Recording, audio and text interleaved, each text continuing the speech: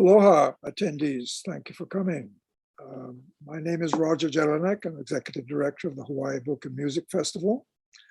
And I just want to alert you to the fact that if your friends and Ohana and Network were not able to see this, they will be able to in various other ways. Through the Better Tomorrow speaker series, we'll have all these sessions up there. And that's being live streamed to Facebook and YouTube. And then we'll have a shorter highlights version that will go up on our website, and that will stay up about a year. So there's lots of different opportunities to see this. So without further ado, I'm going to turn this over to Denby Fawcett and welcome Mrs. Pat Saiki, not Pat. Aloha. Aloha, everyone. Thank you for joining me and former Congresswoman Pat Saiki today to talk about the Congresswoman's new book, A Woman in the House. My name is Denby Fawcett. I'm a columnist for Honolulu Civil Beat. And I first met Pat Saiki in 1955 in territorial Hawaii when she came to my school, Punahou School, where I was a fifth grader, to be our PE teacher. That's right. And, Pat Saiki has had many challenges in her life, but I think we were one of her first challenges because me and my lazy friends did not like PE at all.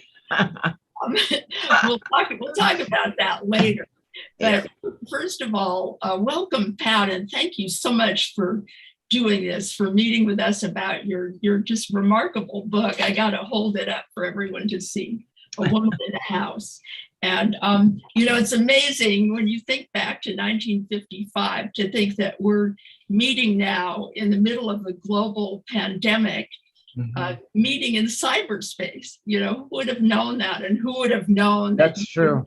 Become a congresswoman and become a presidential cabinet member. So that's right. Very proud of everything that you've done.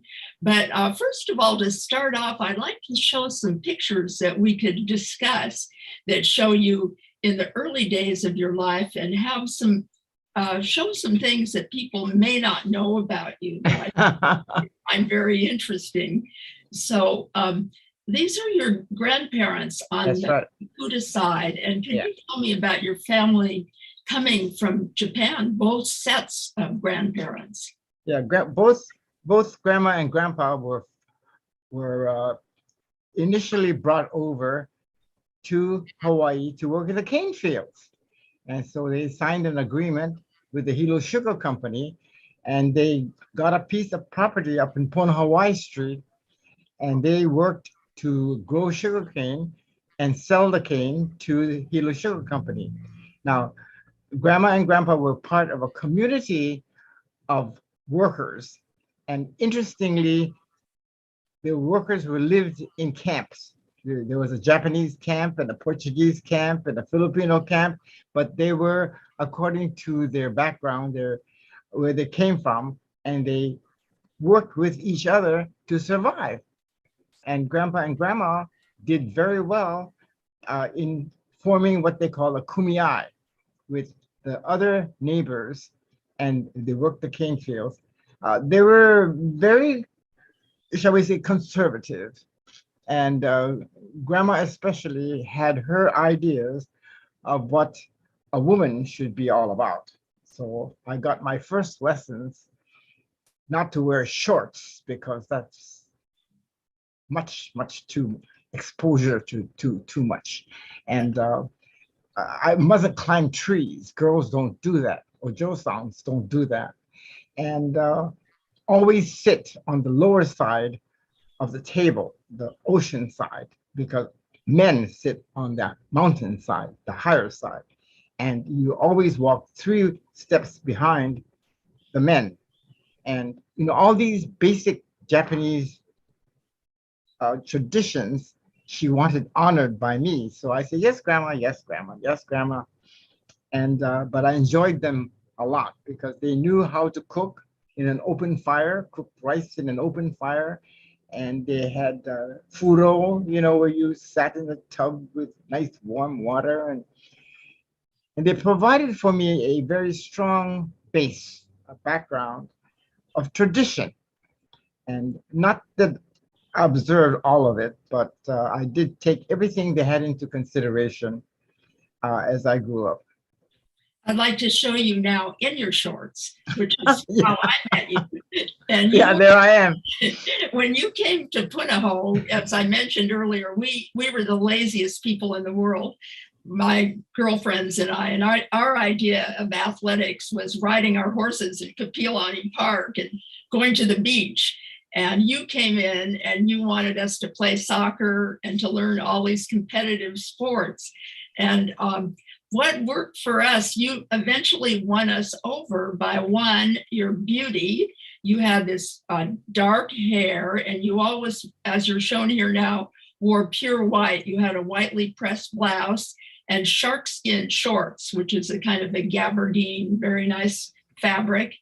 And you won us over by cajoling us and by what we call in Hawaii, ho'omali mali.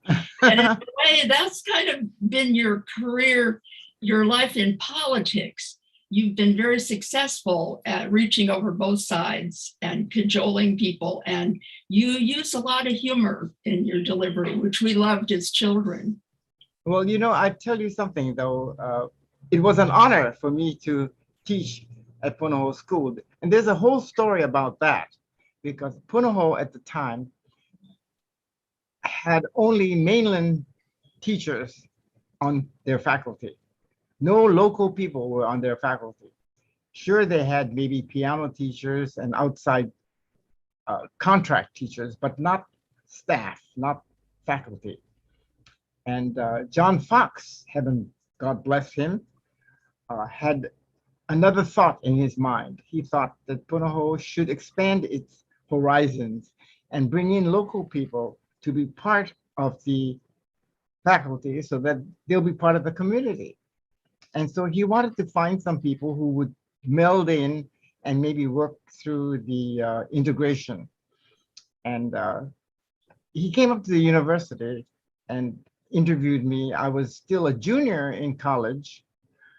And that's another story that I have to share with you one day.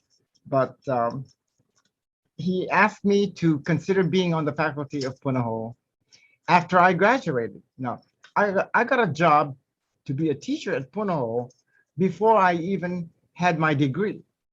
So I thought that was really not only a pleasure, but an honor. And so I naturally worked hard and got my degree and qualified as a teacher to come to Punahou to work with you young people. And you all were a challenge to me, because you're right. You all had these high mucky muck ideas, of how you were going to entertain yourselves. And the fact is that I did have a, shall we say, physical background in the sense of sports. My father was the one that had each of us who were girls. He only had 3 girls. He called each of us Sonny Boy, and he brought us up learning to play tennis because he was a tennis coach, and he was a good one too. So he trained each of us in tennis, and we excelled. And it was natural for me to go into physical education because of the exposure that I had to physical activities. But I went on from there, of course. After teaching physical education, I went on to teaching all other subjects. But the Punahou experience was a good one. And I remember you naughty little kids. And I remember how I had to work real hard to get you to understand that participating in sports was very important. Well, you taught us, I think, what your dad taught you, which was a message you kept in your mind through your whole life, that, sports is a metaphor for life. And you taught us that it's not just about playing, it's what you're going to learn when you get beaten by people. Right. Yeah, competing. And competing. Competing. And you're so smiling here, and you look so innocent, but you were a cutthroat competitor and a tennis champion. Day That's one. right. And your dad brought you up like that to win, That's It's right, to win. very important. He didn't want you in the background. I call him the original feminist. Oh. He was more of a feminist than anybody else at the time. He felt that each of us could do anything we wanted to do, no matter whether we were a girl or a boy.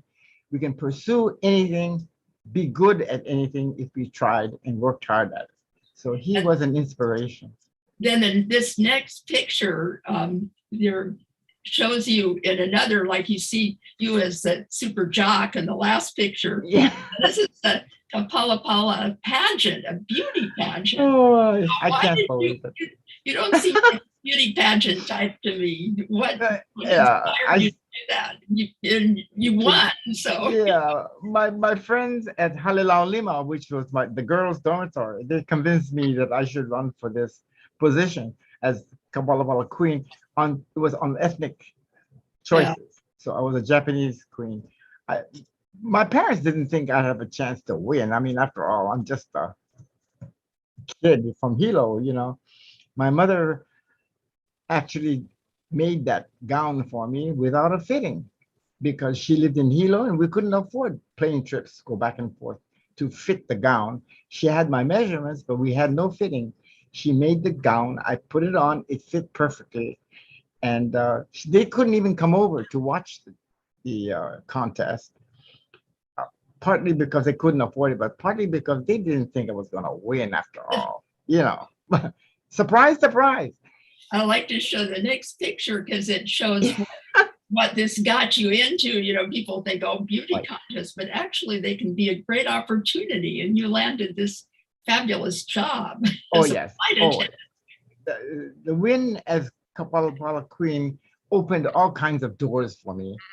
One of them is the job at Punahou. That's how I got to meet and know John Fox, the principal and CEO of Punahou School. But also, Rudy Tong came up to the university to look us over. And he was starting TPA Aloha Airlines at the time.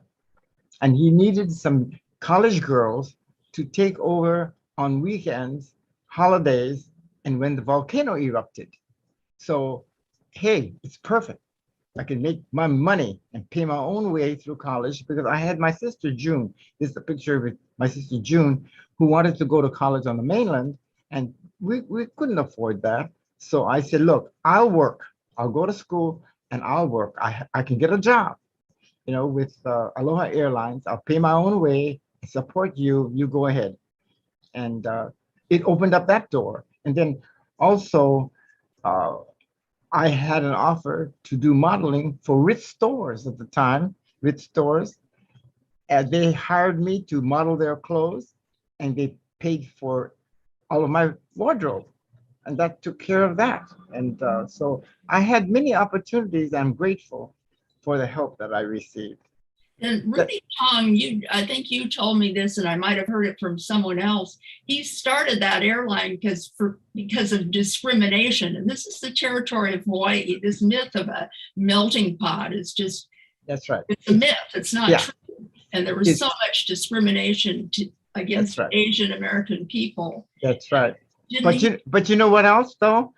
It was a very, shall we say, great opportunity for people like me because it opened the doors, took away the question of the demographics and the biases. But also, when the volcano erupted in those days, the airplanes, the pilots could go fly into the crater. Now, they can't do it anymore.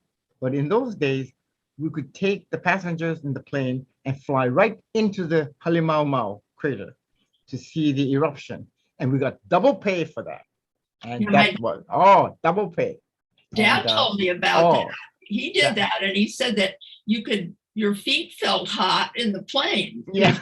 Close to the fire. I mean, you couldn't do that today. Oh, yeah, you can't do that today. Opportunities. We had many adventures that now, due to lawsuits, they never allow. Oh, you can't do that. No. And my parents, of course, squeezed every time the volcano erupted because they knew that I would be on that plane. Yeah. And so they worried. but it paid my way, and For was- June too. the opportunities were there for me, and I'm grateful to people like Rudy Tong, who moved on, of course, and Aloha Airlines grew to a very significant airline. And then I'd like to show your dad in the next picture. Oh no, I'm sorry, this is your family. And this Yeah. is another thing people think, you know, all these things you've done, you probably have 10 maids and 0 children, but this is to show your, while you were in political life, you were raising 5 children. 5 children. And that is your husband, Dr. Stanley Saiki, Right. next to your son and the piano. And, you know, this is an enormous managerial job you had of getting all these children to all their different lessons and classes. And, you know, but you're not a complainer. You never sit Oh, around no. and say, oh, life's so hard. No, it's part of bringing up kids. I mean, if you work together with them and understand what their problems are and meet and cope with everything as you come one at a time, you can handle it. Anybody can do it. No problem. Show your dad in the next picture, because you talk about him so much in the book. In the next picture, the picture. Well, but let me go back to that one. Go back Okay. to the one with the Yeah. family. Yeah. Okay. The first one is next to me is my son, Stanley Jr. He became an MD. Unfortunately, he died at a very early age of 62, but he made his mark. Then, of course, my husband, who was my partner, he was really such a supporter, and I couldn't have done anything in my life without his support and encouragement. He was actually the bulwark or the foundation of all of that I have done. Next to him is my youngest son, Laura, who lives with me today. She is a computer expert. Next to her is Stuart, who is my tennis player. He has won state championships, and lately he has won a national championship representing the university, representing the United States in Croatia on his age group. Then I have the next one, Margaret. She is a veterinarian. She's practicing in California. And the one sitting at the piano is Sandra, who is also an MD. So these kids have achieved goals of their own, and they've worked hard at it. And so I'm thankful for the fact that we are a unit. We were and still are strong and sort of support each other all the time. Yeah, you mentioned in the book too that you were bringing them up before microwaves. Luckily, Yeah. Oh God. Yes. Oh yeah. to try and bake the food in an oven. And Oh yes. Oh yes. And I spent my weekends cooking and freezing food so that they will always have a hot meal every day when the food was defrosted, and we could have solid meals. So even if I were busy and the legislature were to meet at the ungodly hours that they do, the kids were never neglected. let's show your dad. I like this picture. Yeah. Him helping you campaign. Oh yeah. My dad was my biggest campaigner. Actually, he could have gotten elected. The people in my district loved him. When I walked door to door with him, I'd be on one side of the street, he'd be on the other. The ladies coming to the door would say, "Where's your father?" I said, "He's across the street." And so they would say, wait, will you call him over? You know, I want to talk to him. So he got more votes for me, and I was grateful at his dedication because he really worked hard to see to it that. He had a good sense of humor. He could make you laugh, and he Oh yeah. very, very smart. And I'd like to show you now running for Congress. Just, Oh yeah. coming out of the booth here in Honolulu, I hope, having voted for yourself in your bid for Congress, first bid in 1986 when you ran against Mookie Hanneman. Is that right? Your first and very successful bid for Congress. And Yeah, for Congress, yes. and then Well- finally, I'd like to show one last picture, and we're going to go back and talk about it later. But this is a highlight of your career. And this is President Reagan signing into law the Japanese reparations bill for the Japanese Americans that were, the olden days used to call it interned, but now it's becoming more popular to say put in concentration camps. That's right. I call them concentration camps. Yeah, I think that's more realistic when you can't go out and there are armed guards. Like you had a family member that had to go to Topaz Camp and Well, a prison camp. well, these internees were taken from their homes without due process. They never had a hearing. They were never given an opportunity to take care of their own businesses or their own homes or their own belongings, and they were whisked away by the Army or the Navy, and they were sent to I call horse stables all over the country. And they were allowed the families to join them if they wanted, and they lived there under guard. Now, it's really sinful that the Constitution would have been totally neglected and these people were not given their rights. And I saw this happening and I felt strongly that there's got to be a way to compensate these people for all the mess or trouble that they went through. Fortunately, I had an uncle, not fortunately, but I had an uncle who fortunately had the wherewithal to turn all of his holdings over to my father, who was a citizen. And so that after the internship was over, the concentration camp was over, all of his holdings were returned to him, but other people didn't have that opportunity. So it was really pathetic. I saw this happening and I swore that if I ever had the opportunity to correct it, I would do it. So I got elected to Congress. And when I did, I got a call from Senator Inoue, of all people, who I got to know very well. And he told me that the Reparations Act, which we call the Civil Liberties Act, has been pending for many, many years. And these people were interned for over, the whole matter was sitting for 40 years. The United States Senate passed the reparations bill, but the House could not get it through. And it was the Republicans that were holding it up.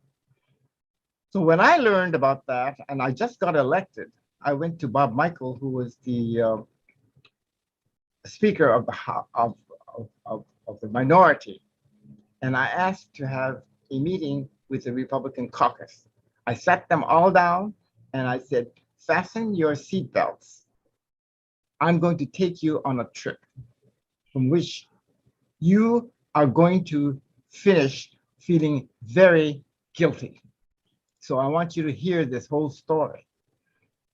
And I did share with them the story of my uncle, and I shared with them the 110,000 AJAs that were put in these camps. Also, I shared with them the fact that their sons had volunteered to be in the 100th Battalion, the 442nd, and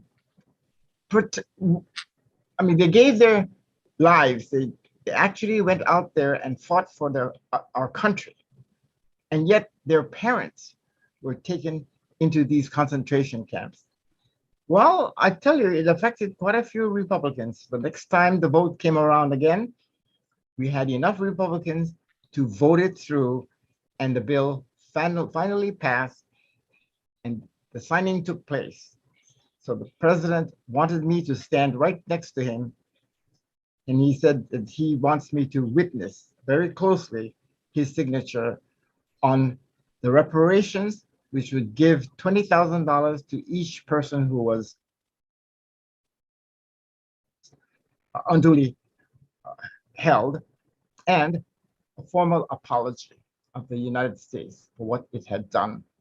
And people like Sparky Matsunaga was part of the whole scene. And so I was very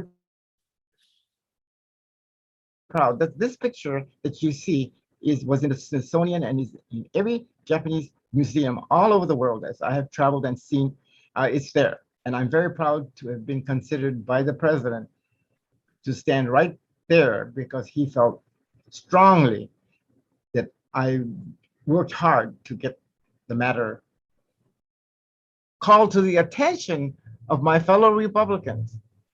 And I'm very proud of what happened.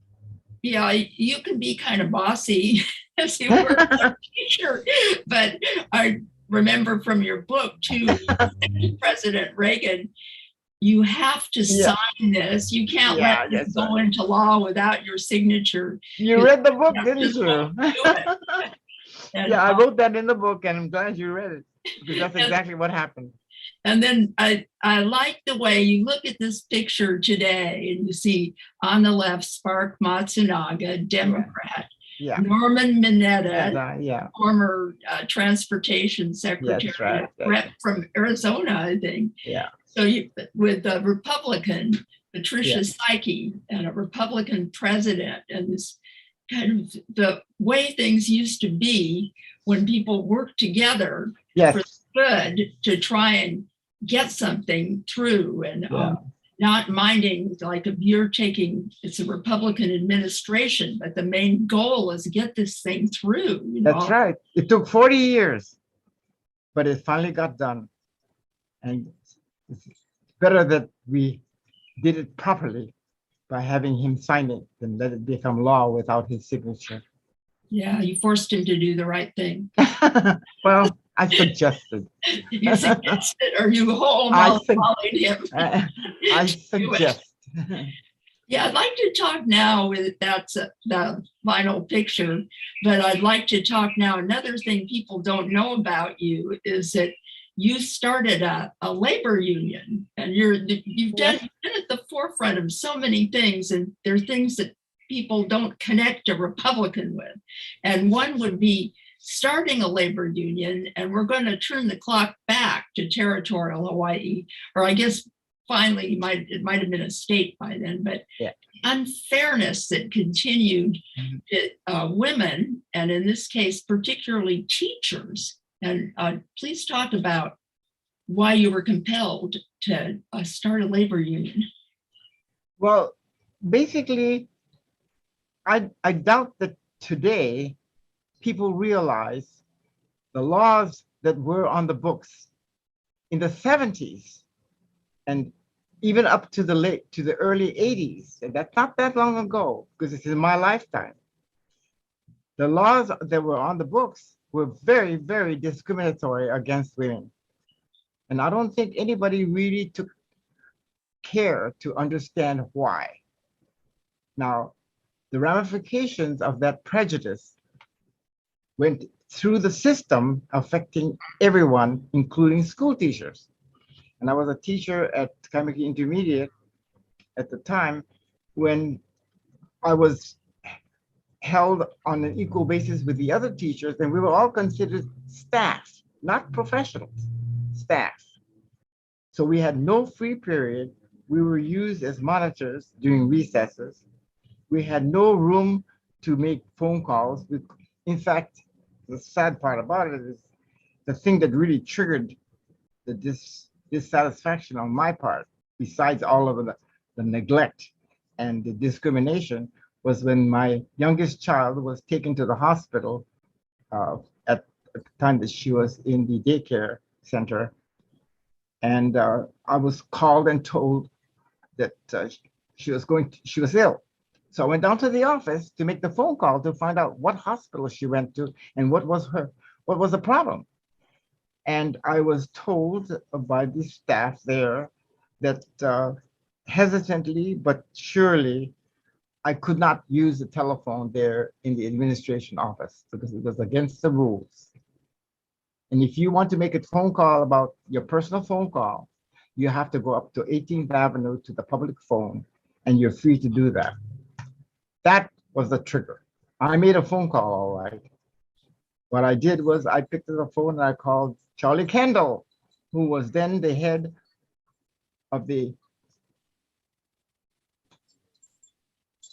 HGA. of the HGA, and it was a government association. Okay, so I met with him and I told him, aren't teachers considered government employees too?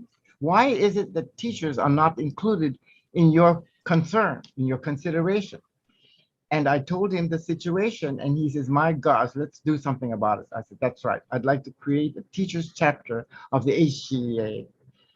And I have some ideas what we can put into that law and into that rule that you can adopt.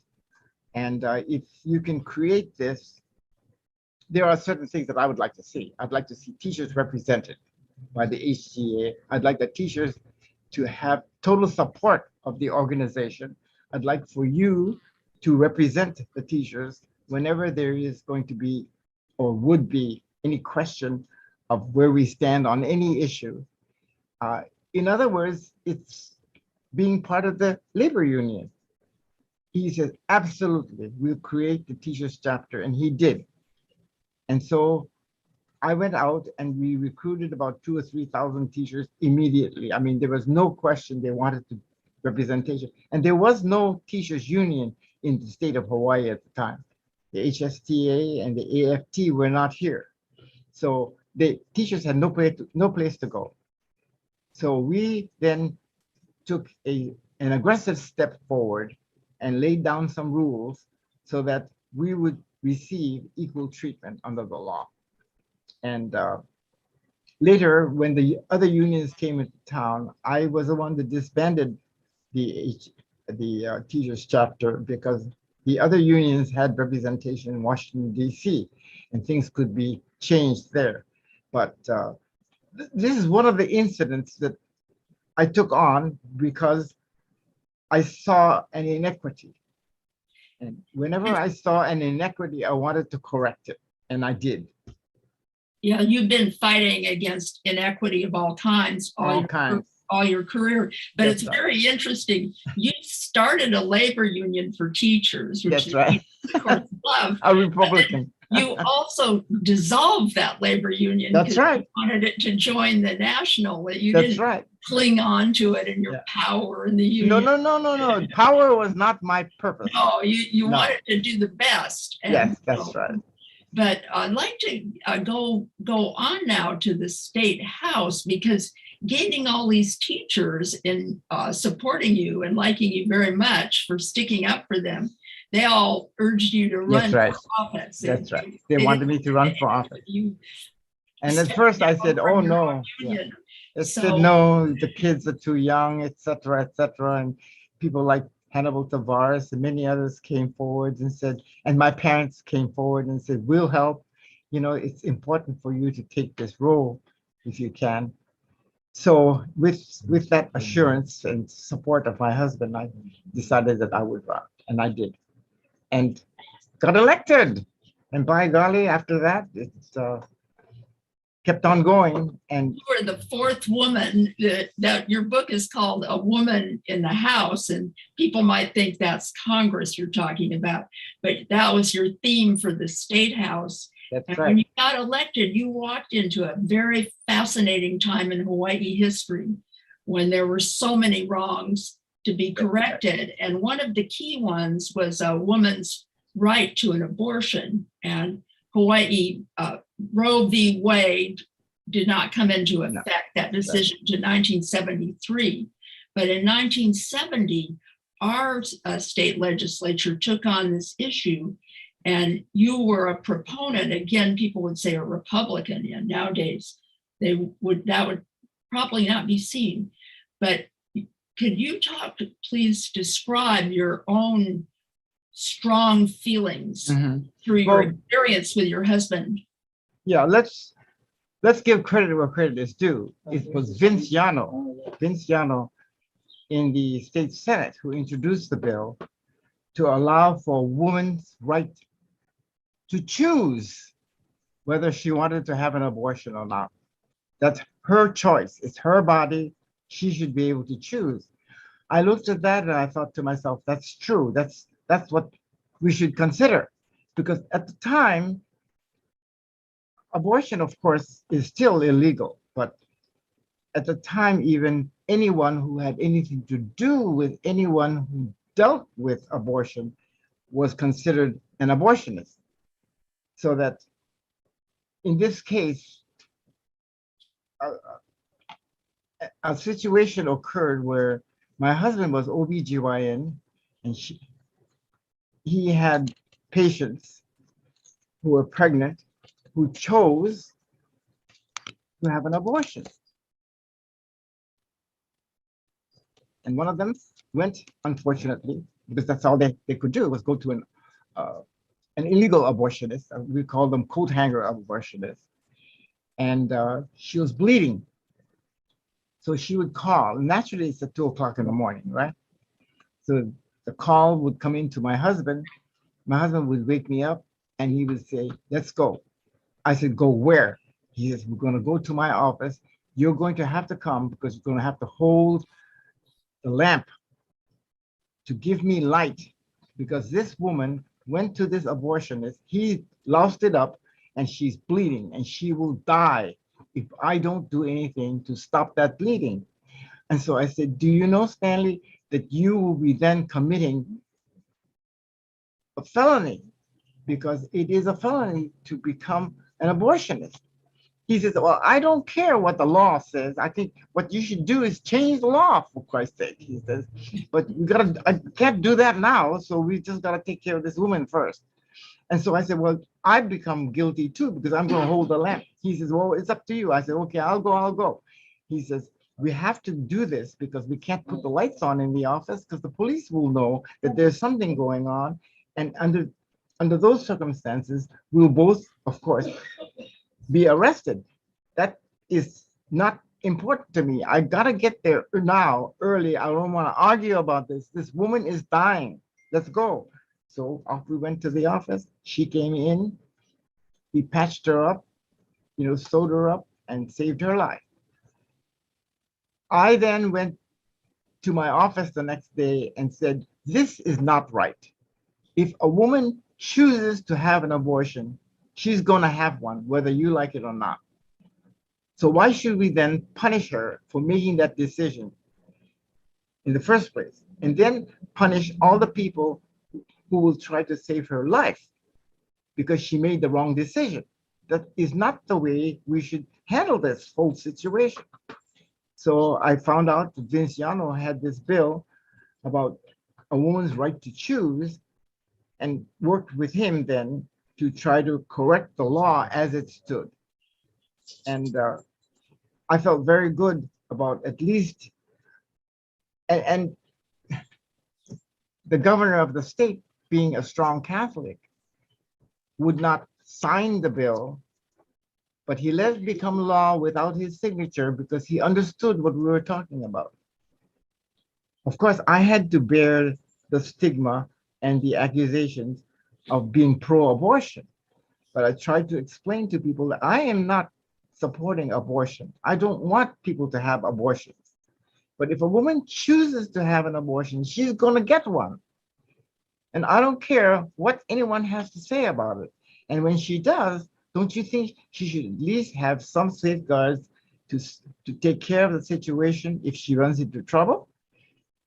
And the men who were in the legislature at the time understood. They said, yes, you're right. I said, if this were your wife, or your daughter, or your cousin, or your aunt, wouldn't you want her to at least receive some medical help instead of letting her die because you were too chicken to do anything about it?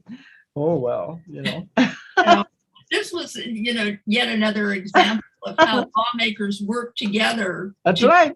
And another thing that happened while you were in the State House was the Equal Rights Amendment. Oh, yes. Putting that onto our Constitution and passing also 25 bills that affected women. And it would be good for you to discuss a few of them because I think young women today don't know how really awful it was. And I grew up in that era. I don't think women. Credit card.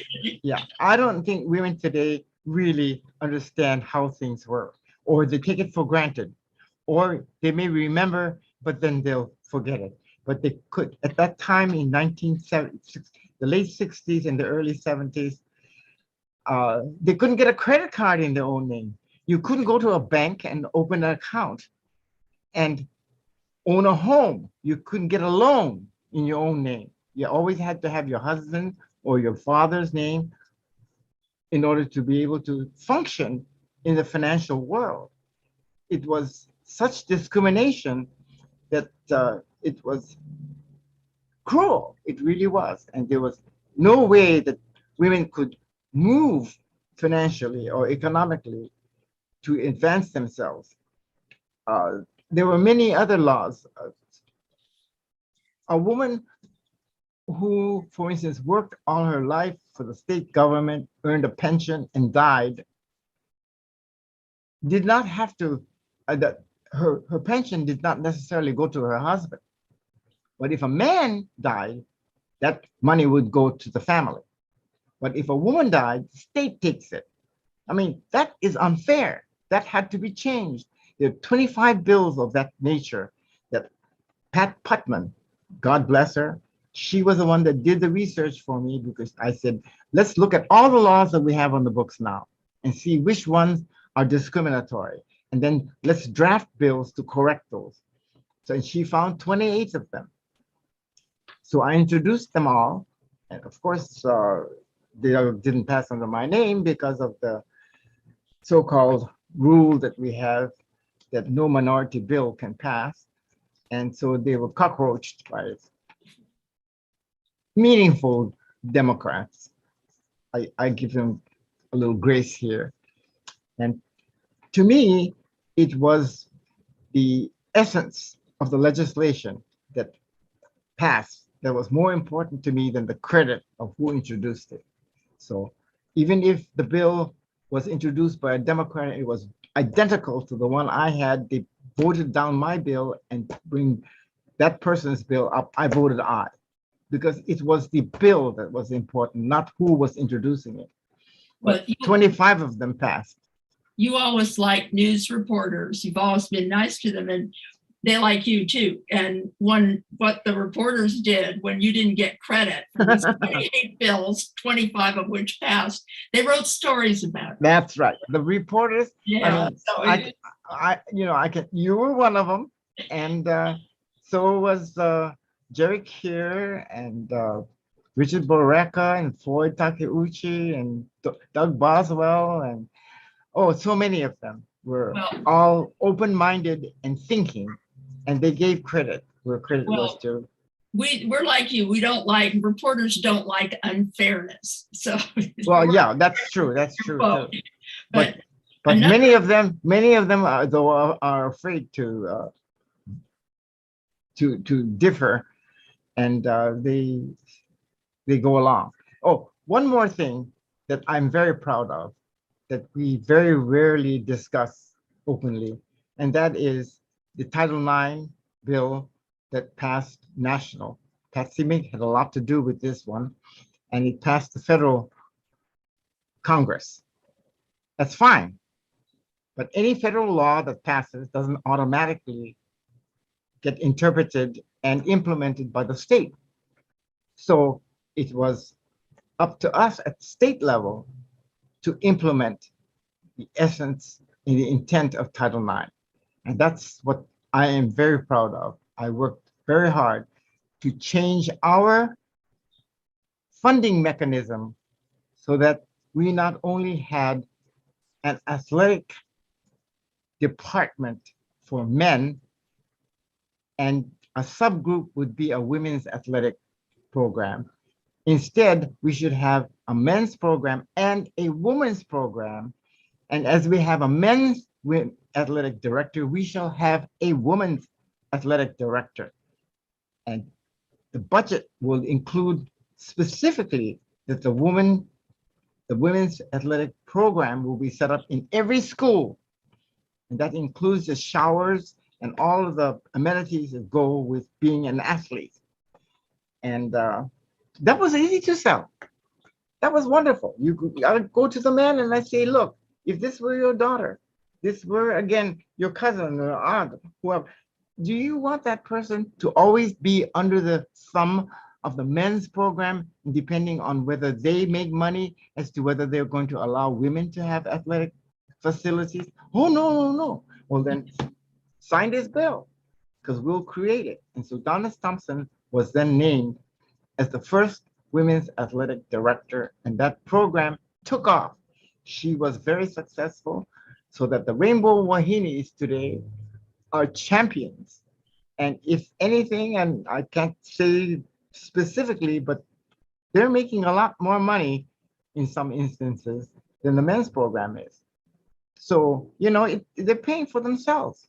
And it was something that had to be done. And it was done under duress, under circumstances, but again, with cooperation, like you said. Well, one thing that you did, you persuaded the men about having equal facilities, some of which someone's just written in the questions that there's still problems about the facilities. Oh, yeah. Oh, yeah. But another thing you did persuade men to do, and it's again your skill at persuasion, which makes a good politician, was women that had been sexually abused during my era were treated like criminals, like they that were bad, and that the perpetrator, never mind. That's right. Women like they deserved it or something. That's right. But I'd like you to explain what you did to make that more fair. Yeah, those women who were abused, raped, or beaten were taken to the morgue to be inspected by the physician at the morgue. Why the morgue? Because the police would work with the morgue and determine what actually happened. So a woman was considered not a victim. The woman was considered part of the perpetrator. Now, my dear husband told me about this. Said, do you know that that's what they do? I said, no, you're kidding. They don't do that, do they? He said, oh, yes. All the women who are raped go to the morgue. So let me tell you, Pat, what we've done. Dick Darby, who was then the CEO of Kapiolani Hospital, Dick Darby and I got together and we have created what we call a sex abuse center. And we feel that instead of the women being taken to the morgue, they should be brought over to Kapiolani Hospital, where we have doctors and nurses who are sympathetic and will treat these people as they should be, like victims. And that's what we would like to do. I said, oh, good, that's great, good. I'd be supportive of that. He said, yeah, that's good, but we need money. So I said, well, then you come to the right source. I'll sell this for you, no question about it. So again, I went down to the floor of the house. And I said, if this were your daughter or your wife or your aunt, would you want her to be taken to the morgue? Oh, God, no. Heavens, no. Sign the bill, sign the bill. It passed without any dissension at all. It was the easiest program to set up. And I tell you something, it has grown statewide now. It's not just Oahu, but statewide. And it's miraculous how things catch on. People understand then what we've been doing all along. It's how they have demeaned women without really thinking about it. And do you know, in the law, a woman who was abused could not have the opportunity to sue, even if it were her own husband? I mean, there's no way that she had any possibility of taking this case to court because she was not the victim. And we had to change that. So we amended the law and made it fair. But that's one of the 25 bills that passed. I'm glad you read the book, because in the book I list them all. And they're fascinating. I mean, it is just fascinating. Each one. And again, I think it's so valuable that you're bringing this up now. Oh yeah, women born later, they think, oh, women couldn't have maternity leave with pay. there were limitations on how much time they could take away from work. And if they had any indication of difficulty with the pregnancy, that was not considered an illness that where they could receive compensation for care. It was unbelievable that It was their fault. that took place. Yeah, it was their fault. Everything was their fault. And the hard part of that era is I think women got to believe it. It was so entrenched that Maisie Arono has talked about that when you have this piling on you by everyone else, and she luckily had a very strong mother, but it was hard. People bought the myth. But I want to fast forward to U.S. Congress and your run for Congress, and what got you into that? Why did you decide to do that? To run for Congress? Yeah. Well, basically, reapportionment occurred. In 1981, we did what I call the greatest criminal act there ever was perpetrated on us. And that's personally, it's a personal prejudice of mine, because the intent was good, but the results were bad. And I had predicted that the results would be bad. In 1981, they decided they wanted to change the reapportionment to one man, one vote. Well, that's fine. Theoretically, one man, one vote, you can do that, even with multiple districts. But we had two Republicans who were on the committee who had this idealistic view of what one man, one vote was. And they supported the idea of breaking up the multiple elected districts, like the 7th senatorial district, which had 4 seats, and broke them up into 4 separate Senate districts. Well, now you are pitting Republicans against Democrats in 4 separate districts, whereas they used to run together to seek 4 seats in a multiple district. And I warned them that if they pass this reapportionment bill, it's the end of the Republican Party, because we're not going to be able to fund or to find candidates to take on head-on one against the other on a political party basis. And it's proven to be true. Look at the situation today. We have 4 members of the House and 1 member of the Senate. And can you explain? I think I understood it better reading the book, because you look at reapportionment and it seems kind of technical and boring. Yeah. But the way you described it made sense to me, that in the olden days, when you had multiple districts, people liked the idea of having a Democrat in the district and a House Republican. Yeah, that's right. When they had 4 seats, each other's out. That's right. But then when you make it 1 in the district, they want the Democrat, because this is a Democrat state. So no one had this kind of nice Republican buffer where you could have your fiscal. Well, I'm glad you're putting it that way. You explain it much better than I am. Oh, I think you explained it to me once when I didn't understand. You're a good teacher, Yeah, but you're right. To Congress, you became the first Republican House member in the U.S. Congress since statehood. Yes. And that was really remarkable. And there weren't that many women in Congress then. No, there weren't. But one of the remarkable things that happened there while you were there, which people forget about now because it was so long ago in our history, but it's been brought up. It's an anniversary, I think. You stopped the bombing of Koho'olawe. Yes. Can you tell how that worked? That is really something that I'm very, very proud of. It was I was sitting in the House of Representatives and was going to seek re-election when Sparky Matsunaga died. He died in the month of May, which meant that his seat was going to be open and the election was going to be that November. Waihee was governor. Waihee appointed Akaka who was in the House, moves him over to be the incumbent United States Senator. So I would then, if I were to run, I'd have an opponent. So the question was, should I run for the Senate? You know, whenever you have an open seat, it's a great temptation to try to fill it. But it's safer if I were to just seek re-election.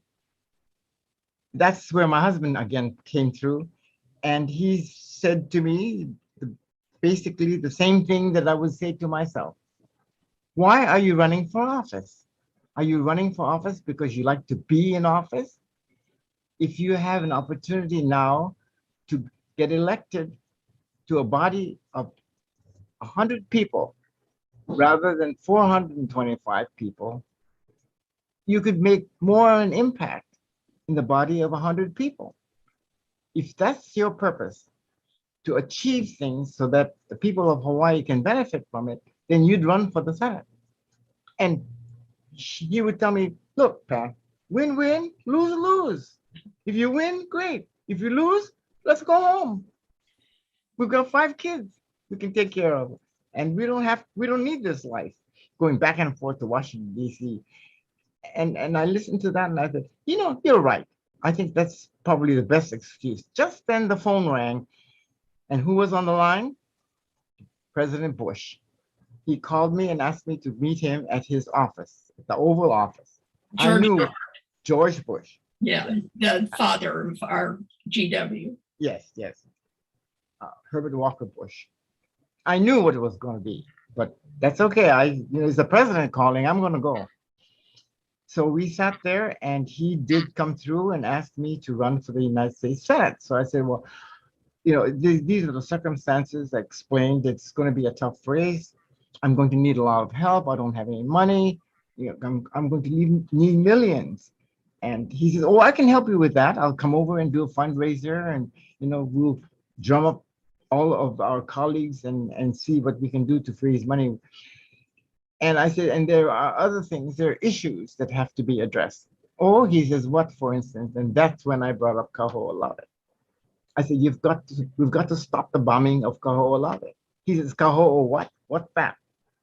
He turned to Sununu, and he said, Sununu, what's that? Sununu says, spell it. I have no idea.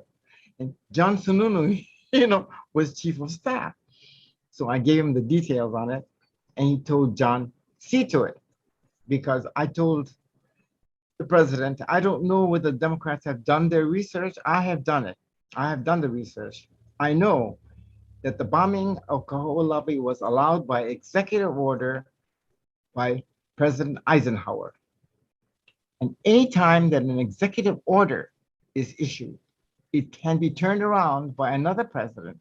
So, Mr. President, if you were to reverse that decision and stop the bombing of Kaho'olawe, it would be perfectly legal. And you can do it. He says, oh, absolutely. Look into it, Sununu. Look into it. See what we can do. And do you know, 4 months later, he did it. And he's issued the order, and the bombing was stopped. In the meantime, of course, he called me up and he said, well, where do you think we should do the bombing? I said, that's your problem, Mr. President. That's not mine. and let me tell you something else. I just added this just to make him understand how serious this was. You know, he's a golfer, you know. And I said, and you know, Mr. President, one errant bomb aimed for Kaho'olawe goes over to Maui, and you know what's going to hit? It's going to hit the Ka'anapali golf course. Your favorite golf? He said, my God, we've got to stop it. Sometimes you have to give him personal incentive. You're very good at persuasion, Molly. And that's all in the book. I wrote it all in the book in great detail. So yeah, you can laugh a lot. Make people laugh too. Yeah. So they think it's their idea when you're finished with them. They think, oh, I thought that up. Yeah. But there's a little time for some questions here. And these are very fun. Here's from someone saying, Ann to everyone, Anne to everyone, please run again. Oh, no. We need you. We need you more Thank than you. ever. Thank you. I am flattered that you asked, but I'm 91 years old. Don't you think I should be put out to pasture and just enjoy life the way it is now? I think that let other people accept the challenges, but So I'm flattered. you would not run for office again. Oh, no, heavens, no, no. Yeah, you're 91, but you're like 51. And 91. Can you then- imagine that? I can't imagine that. I can't either, that we're both still alive. Never mind that. Yeah, here's interesting from Neil Abercrombie. Neil Abercrombie also wants multi-districts to come back. Oh, really? Oh, thank you, Neil. I love you, honey. That's great. And then this is in a couple, oh, here's a nice compliment. Unbelievable. You still look, this is Linda Kay, so young and beautiful. Oh, Everyone needs I to- really appreciate it, considering I had cataract surgery on Tuesday. So Yeah, if my eye looks a little swollen, it's because of cataract surgery. But I think I'm holding up okay, don't you think? yes, I do. I think Okay. you'll be fine. And then here's why, this is, excuse me, Nikos, why has the Hawaii GOP not forwarded more candidates like Pat Saiki and Cynthia Thielen?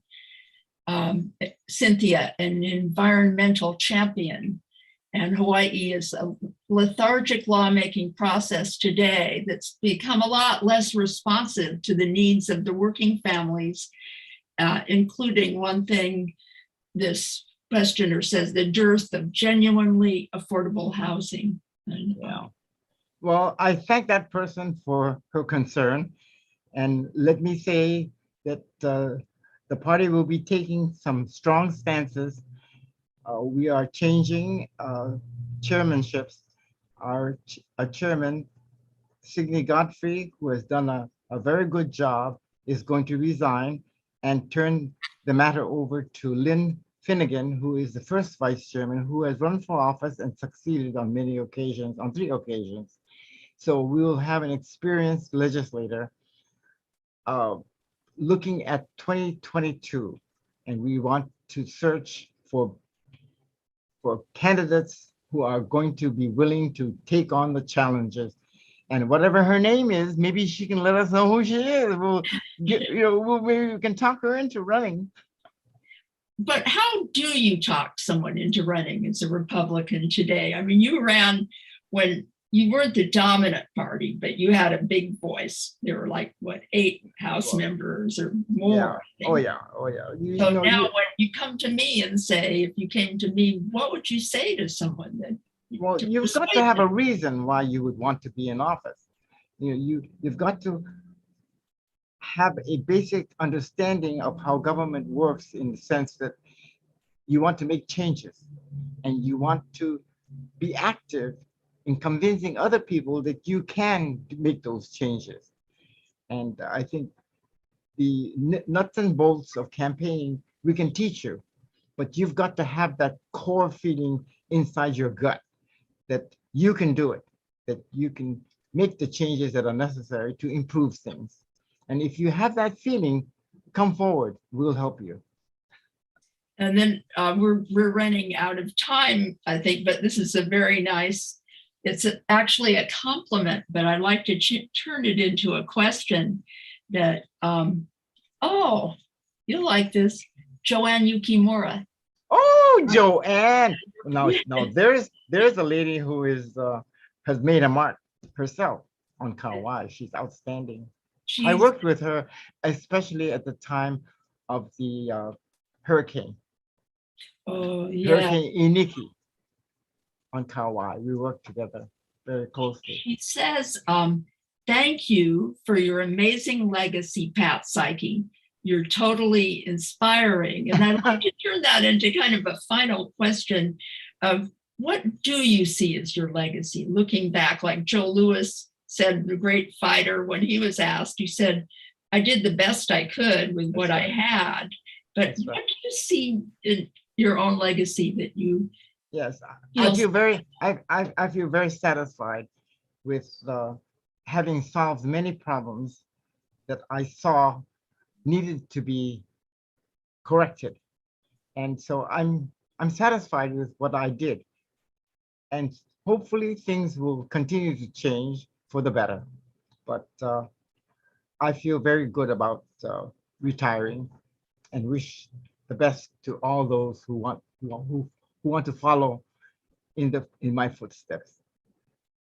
Thank you. It's Thank you. my pleasure and you have meant a lot to many women, including me, who grew up in territorial Hawaii, and we didn't have, like today, mentors and people who take us along and tell us what to do. And I look to you as starting us off very well when you came to be our teacher.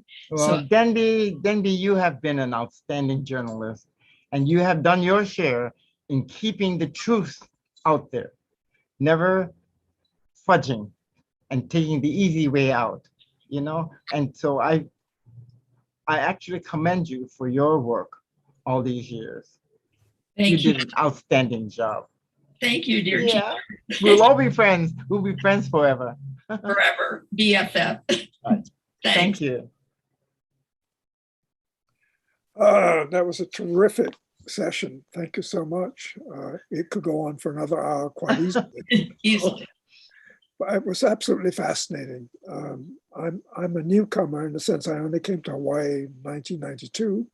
So most of what you told me was, I'd heard about, but I never heard about it from someone who actually had done it or knew the details. And I enjoyed the book very much. Oh, good. So attendees, you'll be able to get this on YouTube, on the Better Tomorrow Speaker Series YouTube channel. And another version will be available on our website with the highlights of this. Although I don't envy the video editor. Yeah. Thank you again, both of you. Absolutely Thank wonderful. you. Thank you. It was a pleasure. Aloha. A pleasure. Aloha. Aloha.